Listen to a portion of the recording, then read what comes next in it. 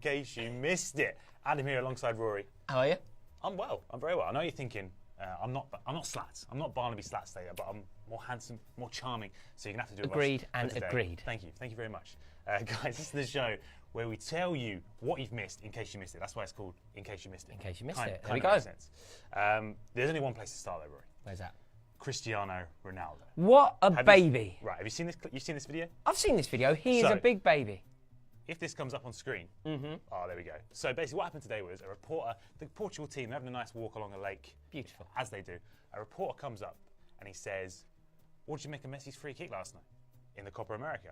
Ronaldo's response was to take that microphone and launch it into the river. We're going to have to do a dramatic reenactment because we can't show you the clip because of legal reasons. So here's this. Oh, I get to be Ronaldo. This is exciting. Yeah, because you're the more sport and bratish of the two of us, so you can be Ronaldo.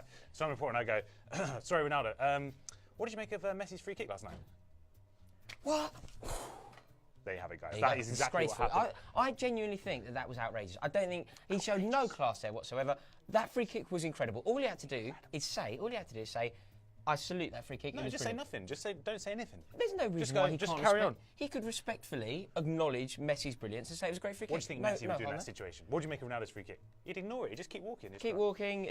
I think that there's 100 options that you could take. The worst being the one that Ronaldo took. That was the worst thing he could have done there. So Ronaldo, again, he's having a bit of a nightmare Euro 2016. 0 goals, 0 assists. He's not playing well. One penalty miss, though. Playing this afternoon, so we'll see if he can do any better. At the moment, he's not helping himself.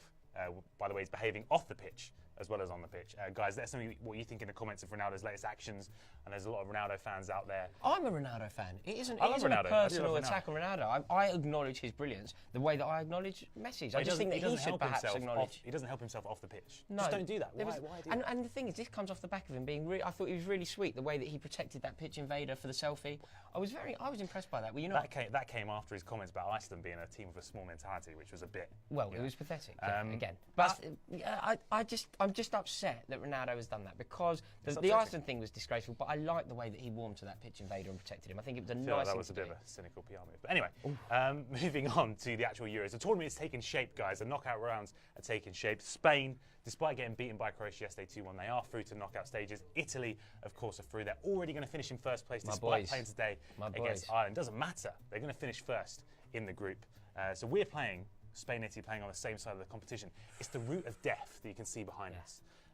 So the bottom half of the Euro 2016 bracket have won 20 major titles, 11 World Cups, 9 years between them. The bottom half will have a total of 0 major titles. So in that top half of the bracket, guys, we've got Spain, we've got Italy, we've got England, we've got France. We've got Germany as well. We're very unfortunate that England have fallen into that bracket. Unfortunate to have fallen into that bracket? Or well, fortunate to be still in the competition, considering the way we've played, but it's a shame. So it's very tough. Like I said, it's the route of death. So many good teams on that side of the draw. Obviously, we went to see England in St Etienne at the weekend. We were there. To share a football match, to go abroad and watch my country play in the presence of the King of the Football Republic, it was a dream come true. Apart from, the off-the-pitch fun we had, on the pitch it wasn't so good. Roy Hodgson making all those changes means we are now on that route of death. Yes. How angry are you at Big Roy? Livid, furious. I think that what he did was nothing short of a disgrace. I think we were resting players. To rest players for an imaginary fixture is insane. To rest players, like the fixture wasn't guaranteed. What we're resting people, we're resting people for a fixture that may not take place. Do you think maybe it could work out in the long road there? Because it looks like we might play Hungary next. We're playing one of the teams from Group F. Next round, like I said, on the route of death could be France. Having rest those players, it might work out for us. No, I don't think these players need a rest. I genuinely don't think we need to rest them. Also, there's 6 days between the games anyway. There's enough of a rest there. Just play the game, win the game, and move forward. Also, football is often about momentum and consistency. We've got a lucky good win against the Welsh. Let's build on that. Build on that. Yeah, you're right. I like what you're saying. Guys, let us know what you think in the comments. What do you make of this route of death? What do you make of England ending up there? What do you make of Spain v Italy? Who's going to go through in that game in the round of 16? Let us know. Also, get your questions in, because in a minute, me and Rory doing a little Q&A session. Oh, how exciting. We could talk about England, because we were at the game. Yes. We could talk about the route of death. We could talk about the boys in green tonight. We could talk about Republic of Ireland got to play Italy today, the Azzurri. Italy expected to make a few changes. Yes, I think they can rest 9. I think that's what I read. So nine changes. That's given Ireland some hope. That has opened the door for the Irish. I really hope they do it. Speaking of the Irish, talking about the Northern Irish now. They are magnificent. I went to a Northern Ireland game. I went to the. I was a member of the Green and White. I was a member of the Green and White honorary Army. member. An honorary member of the Green and White Army for their game against Poland. It was their first game in tournament football for 30 years, and I've never been made to feel more welcome as a guest. It was brilliant. The fact they sing constantly, their fans are incredible. They're a sea of green, and it was a pleasure to be a part of their game in the Irish Nice. fans, Republic of Northern Ireland. But the one chant that sort of got everyone going, of course, is Will Griggs on fire, the man himself. And look at this, some poor woman on Facebook, petrified, has been getting tons of inbox messages. She's wondering why everyone's saying Will Griggs is on fire. Because she's petrified. That's why. You are petrified. You are petrified of Will Griggs. That's why. It's obvious. That has been the chant of the tournament, though, hasn't it? Vardy's on fire. Vardy's Who else is on fire? Well, yeah, Shane Long is on fire. Everyone's on fire. Yeah, it's great. Will Griggs especially has only actually been on fire, though, on the bench. Yes. That's his heat map, his official heat map. That is a wonderful, wonderful heat map. On the bench I so far. love that. So even though he's on fire and Vardy's on fire, Will Griggs has been on the bench the whole time. Yeah, but their fans have been great, so that's their chant. They've got so many good chants, though. The one they sing this one about not. Well, they sing. We're not Brazil, we're Northern Ireland, and the way that it goes so loud, honestly, it's incredible. The entire Northern Irish end sing in unison. It was great to be there. That's a good question. Who are the best fans at Euro 2016? Because I've seen, you're sort of making the case here for Northern Ireland. I would make a case for Northern Republic Ireland. of Ireland fans, everyone's been saying they're amazing. They're they were always singing great. that lullaby to the Nobody baby. takes more fans than England. England take thousands. England had 60,000 fans in Marseille. I've got to say, That's the incredible. support in St Etienne as well. Because what we saw on the pitch wasn't great. The support was fantastic. Yeah, the never-ending Great Escape. We did the Great Escape for 45 minutes. It was brilliant. It was really a joy to be there. Guys, get your questions in the comments below, because we're going to be answering your questions in just a few minutes. So get them in now. If you're watching, stop what you're doing. Type a question for us. Let's talk about today's fixtures briefly. Yeah, exciting. Very exciting. Republic of Ireland versus Italy. We talked about it briefly. I want a score prediction from you, because like you say, there's many changes to be made. They need to rest players for the next round. A few yellow cards. They don't want to pick up any suspensions. That's giving Ireland a little bit of a chance. I cannot wait for this fixture. I'm so excited. It's such an interesting, exciting game. It sort of harks back to 1994 when they played in New York.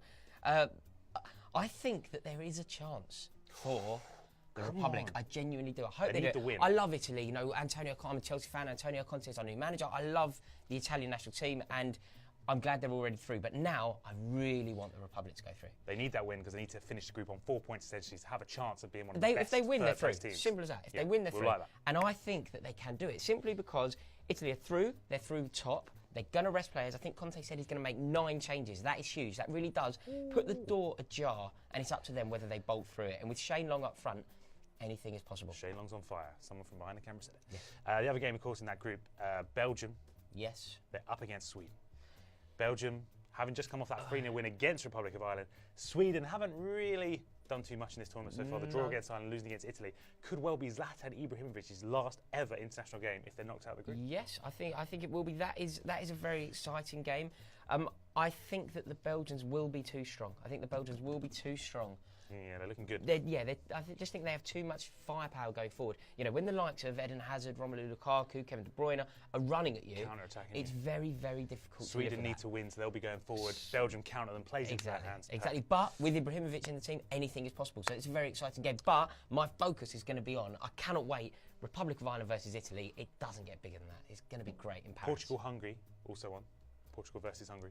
As we said, Ronaldo so far has had a bit of a nightmare tournament. He's chucking microphones into lakes, all sorts. So hopefully today he might get a better performance. This is a very interesting game. This is obviously I'm English and I'm an England fan. This is a very interesting game for England because chances are England are going to play whoever doesn't win that game. Right, okay. Whoever doesn't win that game, it's looking like because Portugal can finish anywhere from first to last. They can all finish it. Yeah, they can all finish anywhere. It's the most open group there is. So, it could still be Iceland, but I think that it's probably going to be the loser of that, or if there's a draw. I think that chances are it's going to be Hungary. So, we'll have to, keep an eye on that one and find out who the danger man is. Iceland, Austria, the other one, obviously losing to Hungary, drawing with Portugal. They've been a bit disappointed. A lot of people's picks for dark horse. Maybe today they can sort of get those 3 points and get themselves going. Yes, I think they can because they have underperformed. But it's been a very exciting group, that one, hasn't it? They've all been taking points off each other. Nobody's run away with it. And anything can still happen. It's such an exciting group. So exciting. Guys, we want your questions. We want your comments on Facebook. Are there any comments at the moment? Yeah. Okay. Are they going to appear behind us or are you going to shout them out? Oh. Okay, I'm going to have to lean forward to see this. Right. It's a great chance for questions. Come on, you boys in green, said Roden. Yes. Liam Robinson, would you put Jermaine Defoe in the squad? I think that's easy. Actually, I don't think that we've been lacking up front. I think England are very blessed going forward at the moment, so probably not. However, his form towards the end of the season, he was probably the reason that Sunderland stayed up. So perhaps you could make a case for him. But overall, I would have selected... I like the fact that Rashford is there. I'll go youth over experience. Yeah, you're not going to pick... Would Defoe have started in these games? No. Who would you rather have on the bench? Marcus Rashford, a young, exciting English However, prospect, you could counter it by saying, would Defoe have scored in any of these games? And the answer is probably yes. Is it a great chance for Belgium or Croatia to reach the finals now? Definitely. They're on that easier side of the group. Yeah, I think one of them will. Wow. What about Wales? Wales are on that side as well. Yeah, I think Wales have been, they've had some great results. That result against Russia was so impressive. Wales are going to win the Euros, you heard it. But, yeah, I think that they'd just be... What else we got? Should Ronaldo move to the left wing and Portugal play an out-and-out striker? I don't think they have any out-and-out strikers. That's the problem they have. Yeah. They don't really have a striker in that squad necessarily. I think he's good. He's obviously great on the left wing for Real Madrid. Yeah, I think that he is. I think that in tournament football, it's all about getting goals. And I know it hasn't worked out for him yet, but he's such a lethal finisher. You've seen his goal record for Real Madrid is incredible. It actually makes Raul's record not look very good, and we know how great he was. So actually, I would leave Ronaldo where he is. I think he's a great. Next question, what we got here? Do you think Croatia should make the finals now? Potentially. Neil Smythe, the main man. I want to know what the next stage of Ronaldo's meltdown will be. The big man's asking. It could go anywhere. It could go anywhere. Maybe next time, instead of launching the microphone into the river, he will launch the journalist into the river. Yeah, just pick them up. He could do that. He's strong enough. Seen him with the top off. He's ripped. He is ripped. He is indeed. Next question. Bonucci to Chelsea. Realistic Fingers rate crossed. 5, said Christian. Bonucci. Fingers crossed. One of the best defenders in the world, if not the. Yeah. I see him at Chelsea. And the way that he played, the way that he plays under Conte would just be a dream to have him at Chelsea. We really do need someone like that. And whatever Juve want for him, I think we should pay. I think he's been a great defender this tournament. How realistic is it though? Rated at 5. Out of 5, I think there's genuine possibility here. There is genuine potential. He has a great relationship with Conte. I think that there is. I'm going to give it a 3.5 out of 5. Sitting a little bit on the fence. I like that. Other questions? What we got here? Does Sterling deserve the hate he's getting? No. Definitely doesn't deserve the hate. His performances haven't been good enough, but I think that when players are a little bit out of form in a tournament, you've got to support them. Like I think the England fans have been great over there. I think we really did do ourselves proud. The volume was great. The one thing that was perhaps not so good from in the ground was some of the hate that Sterling got. I think with players like him, they're great. The potential is there. Get your arm around him, give him some encouragement, and hope that he'll do the business. Got no end product though. He had 2 chances. He had 2 games to prove it. He didn't prove it. Let's move on. But the hate isn't. Whether that's true or not, I'm inclined to agree with you. But the hate isn't correct. Criticism. He deserves criticism, not hate. I'd say yes. Hate's a strong word. Is Morata overrated? No, I've seen nothing to suggest that he's overrated. He's a good young striker. Obviously, a lot of sub appearances last season for Juventus, but pretty effective. He's just gone back. He's at Real Madrid. Back at Real Madrid. Yeah. So I'm hoping that could spell the beginning of his Chelsea career, because Real Madrid have brought him back. Hopefully he doesn't get in their team. He's not going to displace Benzema. Therefore, sell him on for a big profit, and we'll see him in South West London. Is he going to go no Champions League football at Chelsea then? It's still a wonderful club. Ibra to Manchester United, confirm, said Asif, as if we've got any sort of inside connections. Confirm what one, sorry? Confirm Ibra to Man United. He's saying confirm it. I would go, I can't confirm it because he doesn't keep me in the loop of his decisions. But if I were a betting man, I would say that one is in the bag. His relationship with Mourinho is fantastic. They get on so well. We saw when he played against Chelsea last year what an effective player he can be against Premier League opposition. He needs a massive club to match his stature. Yeah. Manchester United, Mourinho, Ibrahimovic. Seems like a match made in heaven. I can see that one happening. It's happening. Apparently he's waiting until the end of June. If he does wait until then before signing a new contract with someone else, he gets a big loyalty bonus from PSG. So I think at the start of July you're going to see this one happen. Yeah. It's a good move for Man United. I like that one.